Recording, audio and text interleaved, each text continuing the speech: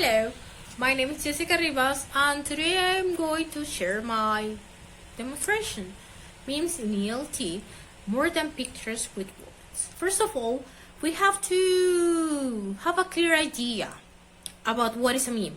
So when we look on Google, we will find at least two definitions. The first one is connected to Richard Dawkins' idea about cultural transmission.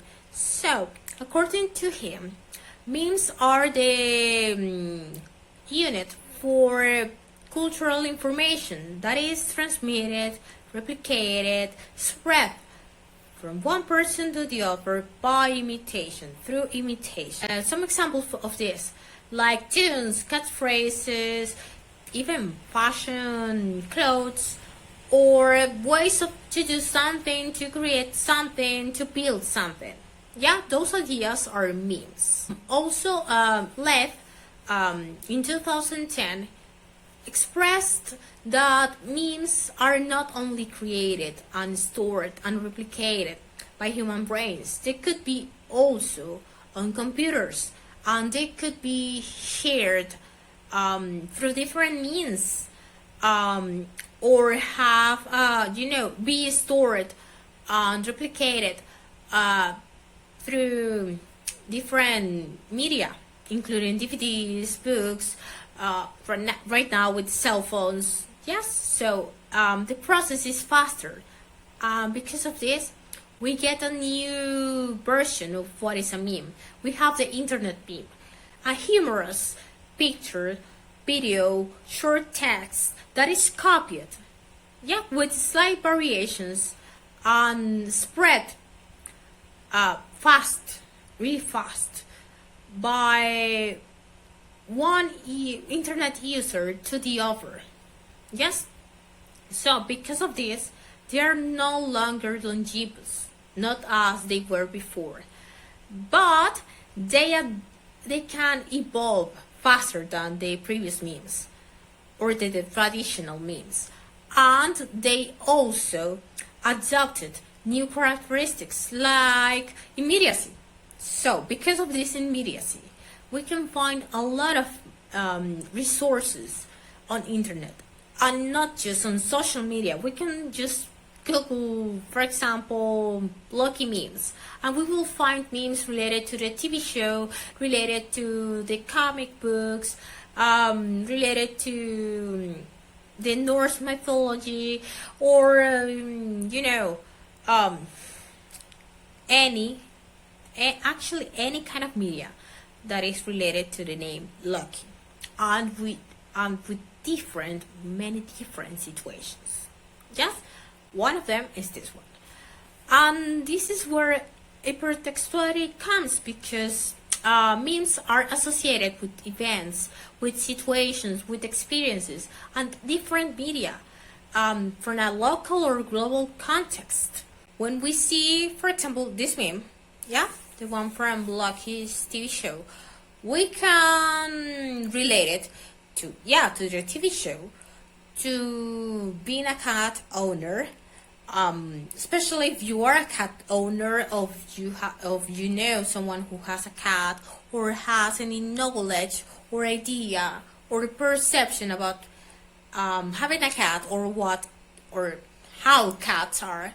You could connect all this into these pictures, and also you could connect this to the characters, even though you haven't watched the TV show, or get connected to the actors, or any other situation because of how it looks. This is why memes are awesome, because they create connections and activate their prior knowledge, students' prior knowledge and experiences, and they also become meaningful for them.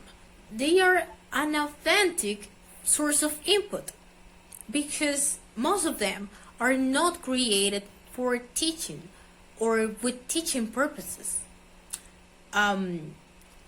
They could even be created by someone who isn't a native speaker. And the memes are engaging, and there is something awesome that it's that they are so real when it comes to using them for tasks or activities. Then we have that these resources. They fall into the category of multimodality. Why? Because they combine different elements. In this case, a picture or two pictures with texts. But we could also find memes that have texts and videos, yeah, or sounds effects. So students could develop their visual literacy with this, or their digital skills, because they are not just consumers, they also produce this kind of resources, this kind of material, and they offer opportunities to develop their critical thinking, just because they could discuss about this, about something that they see. Something that is important to talk about, it's the relation between meme and culture. Internet memes still get this relation with this close relation with culture because they are mental and social representation. And according to Dominguez and Bobkin, internet memes are virally transmitted cultural artifacts with socially shared norms and values. So, memes could provide us some insights about cultural knowledge and offer a lot of opportunities for discussion, for seeing the other perspectives. But we have to be careful, because memes could also reinforce some ideas, some stereotypes, some, wrong ideas about certain cultures or experiences or people, especially when we generalize. The thing is that we can't believe that it applies to everyone, because not everyone does the same thing or says the same thing or thinks the same thing. And the thing about memes is to see the offer, to understand the reality of offers, but not generalizing this. Okay, now we can share some ideas for using memes in our classrooms. The first one, it's related to introducing vocabulary or a topic. Okay, the first meme that I introduce here or show here, it comes from my experience with the VenTESOL training program. There, I created some memes to help to talk about the simple present tense, related to the topic or the making the world a better place. So if you see the meme, could be helpful to introduce how to make a sentence, a positive sentence and a negative sentence using this tense. And then the other one could be used, for example, to introduce vocabulary about grocery shopping or food. Then we have introducing or illustrating a grammar point. Here we have three different memes. In the case of the first one, we have this one related to dependent clauses, and it shows not only it's not only referring to it.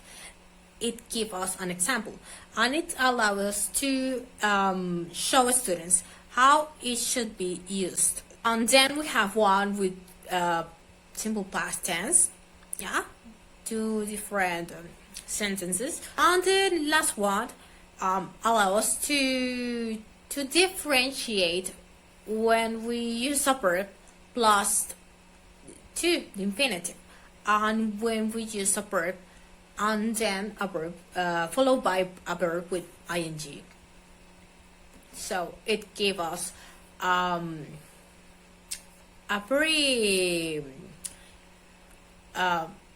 visual way to differentiate this. Okay, memes could be used also to clarify it.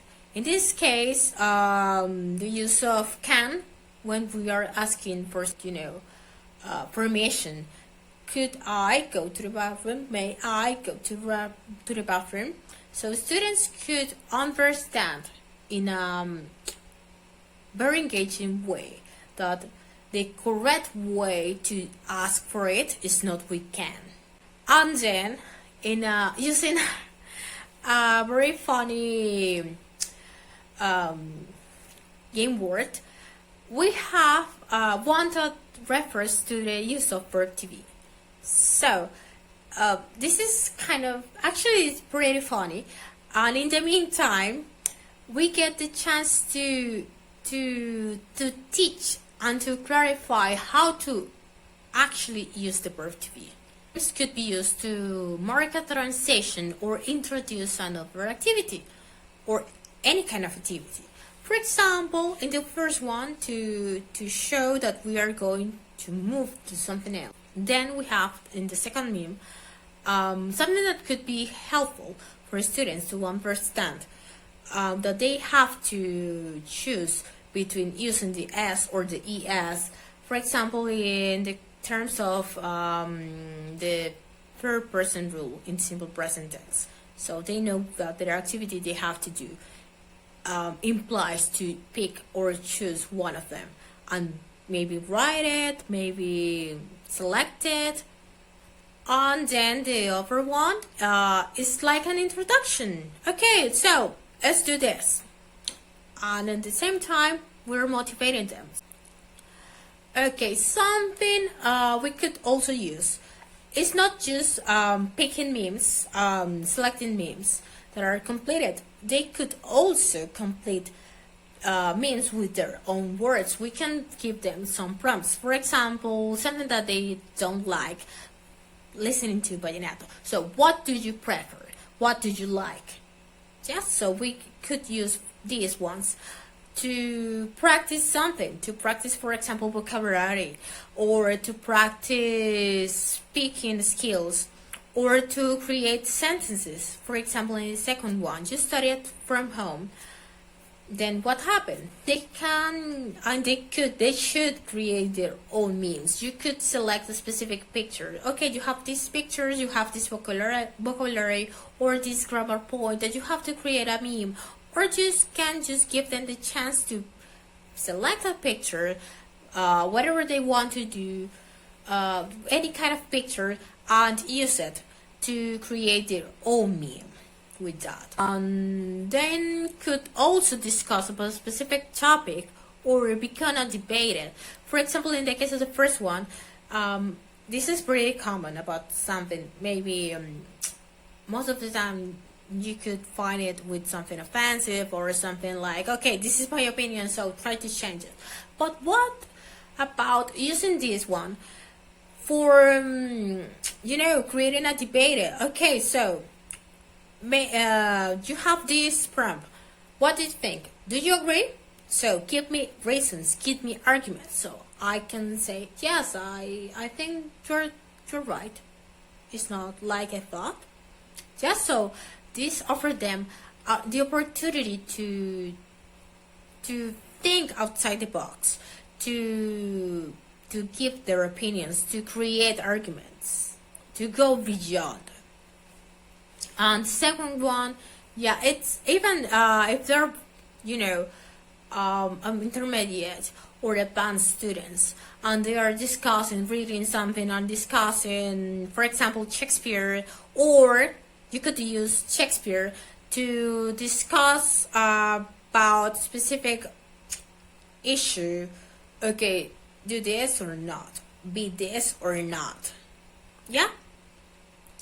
And debate is about any kind of thing, like discussing about topics like, okay, is meme actually culture? should be considered as culture. Another use for memes could be to give them, to provide them an opportunity to share their opinions or experiences. Yeah, for example, about their siblings. Did they face a similar situation, or did they had something else while growing up? They could actually understand the lyrics. How do they feel about it? Or what did you prefer? What did you like? What is your, according to you, in your opinion, what is the best meme? Why? What did you like it? Did you use it? Did you create any meme with these pictures?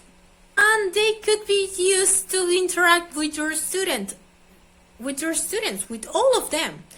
I mean, if you have a WhatsApp group, a Telegram group, if you have any way to communicate with them, you could use them to give them reminders. Okay, you have a test next week, don't forget. Okay, you have to do your homework, remember this. Hey, welcome to class. So they could, not being alone, they could be part of a message, be part of a voice note. It would, your message, what you want to say, will have a visual impact. Some things that we have to take into consideration that we don't have to forget. First, have some criteria when you select your memes. Not just, oh, I like this one. No, you have to at least have some ideas about what you need and what you're going to take into consideration when you look for the memes and when you find the correct ones. And how do you know that you found the one you are going to use, or you're going to create the correct one? And you have to adapt these memes to your class goals, to your lesson goals, to your objectives. Not because I like this meme I'm going to use. No.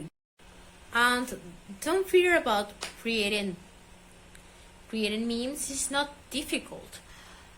You have different websites. You have even a bot in Telegram. So if you don't find the correct memes, it's taking you a lot of time to look for the memes that adapt to your objectives, to your goals, to what you really want to do, just create them. Sometimes it's easier to do that, and they are engaging, so don't overwhelm students. Yeah, you have to engage students, not overwhelm them. Okay, if you like it, if you like memes, you could use them, but not always, not for everything. So or don't make them something that is boring, that they don't like, and they are like, oh, that meme, what is that, it's not funny. Okay, yeah, sometimes memes could have a situation that is not funny, that is actually very helpful for teaching. But don't forget that the internet memes have this humorous aspect. So sometimes it's important to remember it and to include it into class, and to not overwhelm them by using too much. Yep, you have to keep a balance between all of this. And reflect, always reflect. It's not like, okay, I like this meme, I use it, and next, no. Did it work? What did I learn from this? Yeah, we have to reflect about them. Well, I hope you have enjoyed my presentation and you have got some ideas for using memes in ELT. Okay, you have there my email, just in case you want to ask me any question or contact me. You have the email, you have the IG account, you have the Twitter account too, my personal Twitter account. You can contact me also during the national convention, during the session of questions and answers. I hope you have a lot of questions for me. I'll see you soon. Bye.